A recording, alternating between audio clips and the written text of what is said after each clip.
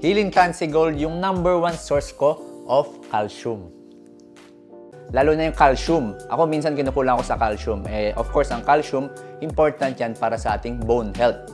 Again, para mas matibay and para hindi prone sa injury yung mga joints natin. Hindi lang sa mga katulad ko na nagpupunta sa gym, kahit sa mga elderly, sa mga parents natin, sa grandparents natin, important ang calcium.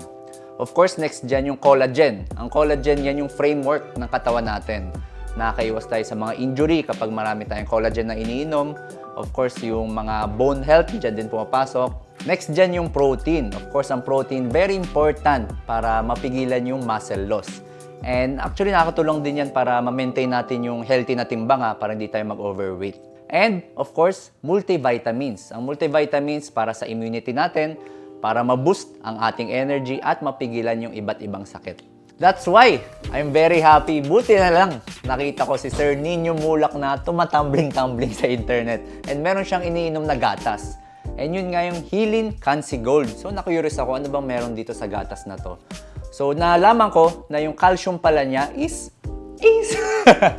pumipiyok po tayo kahit dito na yung calcium pala niya ay nano yung kanyang component. So ibig sabihin, mas mabilis yung absorption sa katawan. So, pag mas mabilis ang absorption sa katawan, mas matutulungan niya ako para sa daily activities ko. Next, yung protein. Ito na rin yung #1 source ko of protein kasi mataas yung protein component niya. And kailangan natin yan para ma-prevent yung mga tinatawag na muscle loss and para ma-maintain natin yung healthy weight natin.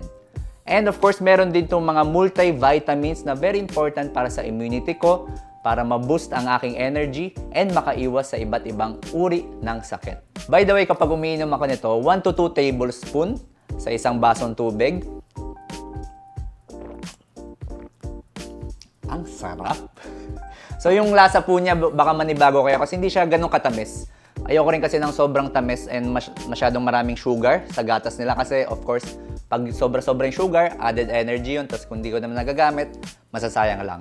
And going back sa story ko kanina, yung elbow pain ko, tapos yung mga knee pains ko, alam ko na kapag tuloy-tuloy ang pag-inom ko nito, and of course, sasamahan ng proper diet, kompleto with vegetables, mga prutas, and of course, pagpapakonsulta sa ating mga doctors, at pag-iwas sa mga bisyo, sa alak, sigarilyo, mas mabilis makaka-recover yung sakit sa aking siko.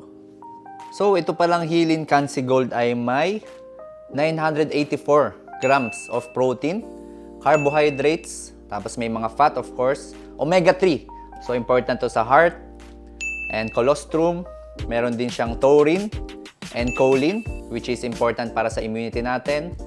May collagen type 2. Yan. So, important to para sa skin elasticity, sa joints, and HMB. And ito, nano calcium na 1,000 milligrams. And may onting phosphorus, magnesium, and sodium. And yung friend ko nga actually kakatanong lang sa akin, kakachat sa akin kung ano daw ba yung mga marirecommend kong gatas. So actually ang nire-recommend ko ngayon is Healing Cancy Gold sa mga friends ko tsaka sa family members ko.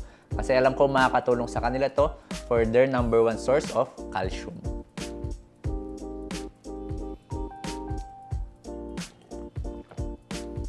Healing Cancy Gold yung #1 source ko of calcium.